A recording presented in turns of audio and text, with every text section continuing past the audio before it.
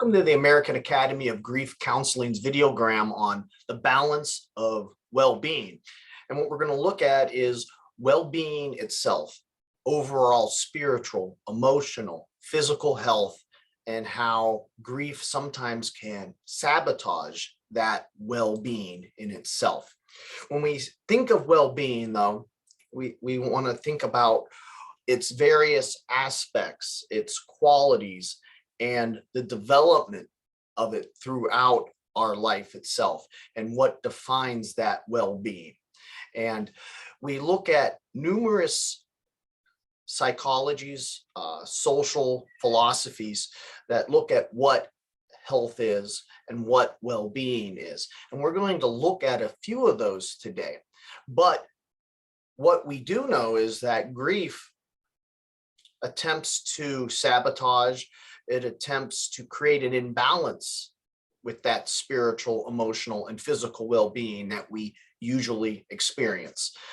It is a natural flow of life, grief, obviously. So well-being isn't always going to be at its most optimal level. So when grief and loss do occur, we're not going to be feeling well, and that's okay. You can't feel well all the time, but the ability to be resilient, the ability to find that well-being again, that balance is key. And that's the long process of what we refer to as adaptation to grief. The grieving process itself in refinding that balance. Now, during that imbalance, we don't see it necessarily like Sigmund Freud as a pathology, something that is wrong with us. It isn't. It's something that is a natural reaction, and it's part of the healing process. We're never going to restore ourselves to the previous balance because the loss has occurred. The key is to grow with it and to continue to have a balance of well-being afterwards while still existing with the particular loss. So there is a way still to find balance and so forth, even with loss itself. Perma is an acronym for a series of psychological things that we must have to have well-being, according to Martin Seligman. And Seligman is a positive psychologist. He's pretty famous throughout the later half of the 20th century. And he came across ideas of what overall wellness is and things that we look at in resilient individuals when tragedy or loss occur. And in those, he emphasized in Perma these main elements here: positive emotion, engagement, relationships, meaning, and accomplishment. And I want to touch base on positive emotion, engagement, relationships, meaning, and accomplishment in a little bit more detail, and how important they are to well-being and resiliency, and also how grief can temporarily put them off into an imbalanced state. First, we look at positive emotion. Some individuals are more positive than others. Others are more optimistic. And how positive we are affects our resiliency in life, how we regard the past, the present, and the future. Obviously, what we place of value plays a big role in how positive we are in life. Other individuals place their values of happiness in more temporal goods. Others place it in more emotional, not quantitative, but qualitative things such as love, family. So how we positively spin something and how we review it plays a big role in our resiliency and how well our well-being is in general. How we look at various things that occur in life and how we react to them. the old simile of a broken egg and making an omelet out of it, so to speak. Some individuals, due to their history, their life story, their narrative, have a harder time doing this naturally because maybe they've only seen loss and pain and suffering. So it is something that's very subjective, but it is an important element to well-being, having a positive attitude, having a positive emotion overall in life, a balance. So it's very key. In engagement, Seligman looked at how well individuals engage in day-to-day activities. Application of their various skills are very important in life, and how we interact with what we like to do, our hobbies, our activities that we do after work, or maybe work itself. Sometimes work is rewarding, or things, or traveling, or things we like to do or go, or places we like to go. So engagement is an important quality of well-being. However, what happens when loss and grief occur? Engagement drops down. We're less interested in things that we like to do or like to read or watch, and that's natural. But over a long period of time with depression, we see that engagement is something that drops off. And if this continually occurs and previous engagement is never restored, then we can see a drop in well-being. Likewise with relationships. Relationships are key because we are a social species. We have various relationships at multiple levels. And in these relationships, we interact and we share. We share our feelings, we share our needs. Many times grief and loss breaks relationships due to death, but it also keeps us from having other relationships. It makes us shun others or makes us less likely to create new relationships. And relationships are key to well-being. And when grief and loss occur temporarily, relationships are going to be stunted.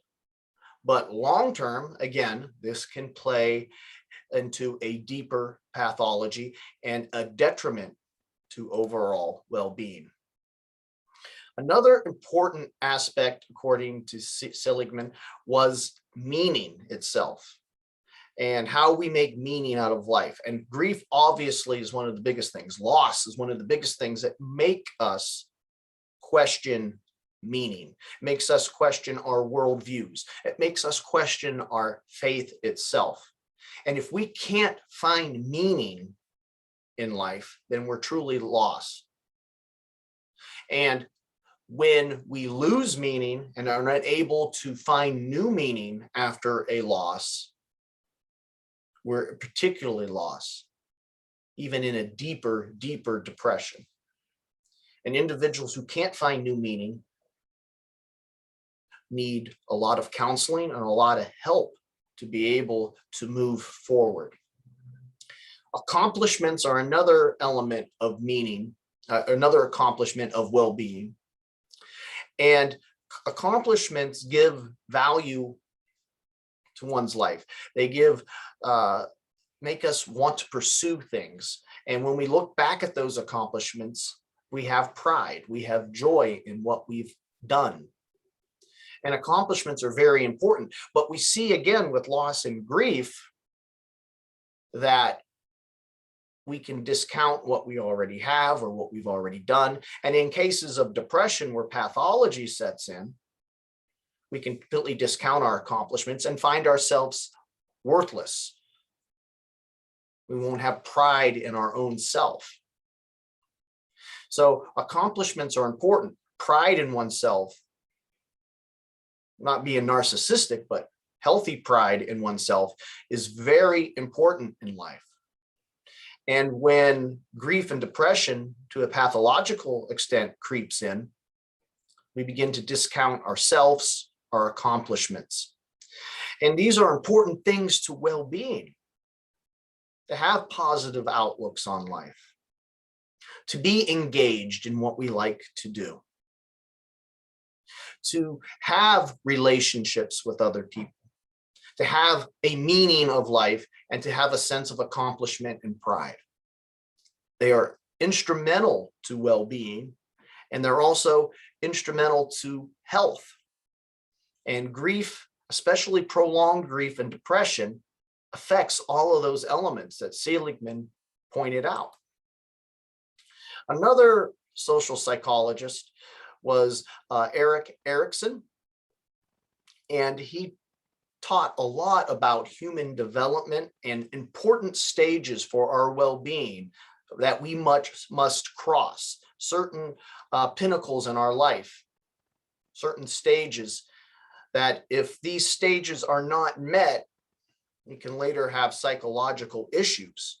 And if you implement grief at any one of these stages, which is natural, but if you implement maybe a tragic loss, a complication of a traumatic grief, then we can see how our own well-being can be negatively affected by traumatic loss.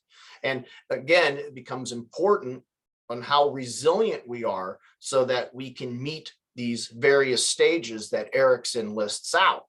His first one that he lists is trust versus mistrust. And with infants, this is one of the first steps of well-being, of that step forward into life itself. And Bowlby even talks about how important this stage is with his attachment theory. When an infant isn't given the love that the infant needs, when the infant isn't socially given the reassurance and the trust that the infant needs, then major issues can later come into effect, including various abilities to attach to other people, to form relationships. RAD is an example of this, where individuals throughout their life almost have a sociopathic type of attitude with other individuals, and they can't form bonds with other individuals. So any type of drastic loss can affect this important stage of well-being, and loss is definitely something that can do that. Later in life, Erikson talks about toddlers and the need for autonomy versus shame, the ability to take those first steps, potty training and so forth, that type of autonomy, as opposed to being held back and regressed, being not permitted to expand autonomously. And that can occur when a major loss occurs that prevents development due to parents not being around maybe, and so forth. Initiative versus guilt. This is when the young child begins to think on their own, more than just physical autonomy, but it's more thinking now, taking initiatives to do their own thing instead of, again, being regressed and held back and guilted when they try to think of something on their own or being reprimanded. Pre-adolescence, Erikson looked at industry versus inferiority. And this is where the thoughts actually become more actions, doing things independently. Again, very important for overall well-being. The teenage years, identity versus confusion. This is when teens start to become young adults, and identity is key. They're searching and looking for examples amongst their parents or their aunts and uncles or heroes, and they're trying to form their own identity. And that can be very difficult with peer pressure. Multitude of isms floating around, and the teenager is looking to anchor him or herself to one particular idea of what they are or whom they are. And with grief and loss, if you tear a parent from the scene who passes away, the confusion can only become even worse. It can explode onto the scene and really deter or retard the actual development of the individual. So grief and loss at this age is especially detrimental to human development and overall well-being. As a young adult to middle age, we see Erikson talk about the importance of intimacy versus isolation. And in this, the individual is supposed to be able to form more meaningful relationships with other individuals, either through marriage or through other structures. And when relationships are not able to be made, bonds not able to be created, individuals are led to isolation. They don't have the relationships pushing forward in life. And again, we can see where loss, especially depression, pathological reaction to loss, can really prevent an individual from forming this intimacy. And they might even be due to previous stages that weren't met properly, or disrupted due to grief, or disrupted to poor grieving habits that prevent this intimacy, especially at the first stage of trust and mistrust. And finally, Erickson looks at generativity versus stagnation, the ability to look back and to create, and to see what you created, your accomplishments. And that again goes back to Seligman, talking about accomplishments in life. Is there something to look back, or did you not give back? Was it not generative to the previous generation? And what can you look at? And again, grief and loss can prevent you from being able to give, to be able to show what you have, to look at your accomplishments, to give to the next generation. So again, loss and grief can have these negative effects, especially, again, if they become complications or pathological, because throughout all of these stages, most, somewhere, not most, all I should say, are going to experience loss and grief. So we still have to meet these stages of well-being and deal with grief and loss. But sometimes the losses are so great, so traumatic, that they form pathology, and they prevent individuals from having this type of well-being, the inability to adjust. So grief is part of life. It doesn't have to destroy life or one's well-being. It's part of the ebb and flow. It's important for us to be able to adapt, adjust. But when pathology comes, when depression occurs, individuals sometimes might need help. Again, going back to Neymer, Robert Neymer, he kind of paints the picture of life as a book with a narrative. There's the good chapters and the bad chapters, and how resilient we are is critical. He has his 3 R's of recognizing the grief, remembering the grief, and rebuilding from the grief. It's important to recognize and to deal with it. It's important to remember it. We can't just dismiss it. It's part of our life. It's part of our life story. And in remembering it, we're able to rebuild and again, find that well-being that we discussed, that well-being of a positive outset, that well-being of having meaning in life and engagement in life and relationships in life, and looking at our accomplishments with pride, and being able to have that well-being where we formed relationships instead of isolation in our later life, because we went through the various phases of human social development. Grief can put a monkey wrench into that. It can try to sabotage, and that grief does temporarily at least do that. And if it didn't, well, then there might be something wrong with us, because we need time to heal. That's part of the grieving process. But we have to be able to recover from that grief and adjust to that grief, to allow it to be part of our life, so that we still have that balance of well-being and are able to partake in the various requirements of well-being. And when grief prevents that, then it's truly a pathological situation that requires grief, deeper grief counseling and deeper grief therapy from licensed professionals. We are the American Academy of Grief Counseling. We do offer a 4-year grief counseling certification. You can earn it online. It's independent study, and it's open to qualified professionals. You can go through at your own speed and your own pace. We do have a link below that lists the various 4 courses that you need to take. Our phone number is 330-652-7776. Again, that's 330-652-7776. And our email is info@aihcp.org. Again, that's info@aihcp.org. If grief and loss is affecting you so much that you're unable to have these ideas of well-being that we discussed, then you definitely want to get the professional help you need. I'd like to thank you for listening today and have a good day.